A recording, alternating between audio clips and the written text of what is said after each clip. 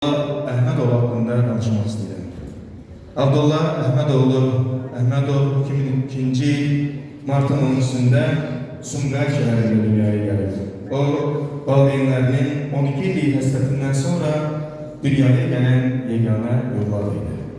Bu səbəbdən onun gəlişi ailə üçün sadəcə bir sevinç yox, böyük bir möcüzə idi. Valideynləri illərlə bu anı gözləyirdilər və nəhayət Abdullah onların həyatına işıq saçdı. O evin tək ovladı olmaqla yanaşı, həm də qonşuların, qohumların və dostların sevgisini qazanmışdı. Hər kəs onu sevir və hər kəs onun yanında olmaq istəyirdi. Abdullah həyatda sadə, lakin prinsipial bir gənc idi. Dostları onu həmişə dürüstlüyü, səmimiliyi və cəsarəti ilə xatırlayırlar. O hələ gənc yaşında böyüklərin hörmətini qazanmış, kiçiklərə isə qayğı göstərmişdi. Amma bütün bu xüsusiyyətlərin ən böyüyü onun vətən sevgisiydi. Abdullah ürəyində həmişə Azərbaycan torpağına bağlı bir oğul olaraq böyüdü. Vətən müharibəsinin ilk günlərindən Abdullah döyüşlərə qatıldı. O, Azərbaycan ordusunun sıralarında Tərtər rayonunun Talış kəndi istiqamətində gedən ağır döyüşlərdə igidliklə vuruşdu. Döyüş meydanında onun göstərdiyi mərdlik və cəsarət həm yoldaşlarına güc verir, həm də düşmənə qarşı qorxusuz bir dayanışma nümayiş etdirildi. 2 oktyabr 2020-ci ildə Abdullah Əhmədov vətən uğrunda şəhidlik zirvəsinə ucaldı. O, cəmi 18 yaşında idi.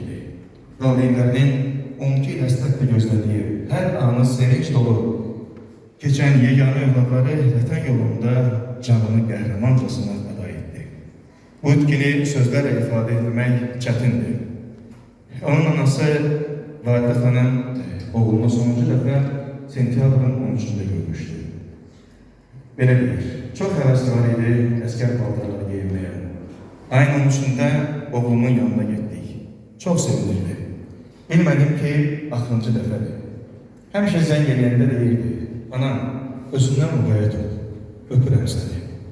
O mənim üçün həm sevinç, həm də həyatımın ən böyük arzusuydu. 12 ildən sonra dünyaya göz açmışdı. Allah'a qurban, Allah onu bizə gec verdi, tez şəhər oldu. Amma bilirəm ki, yüksək zirvəyə ucaldı.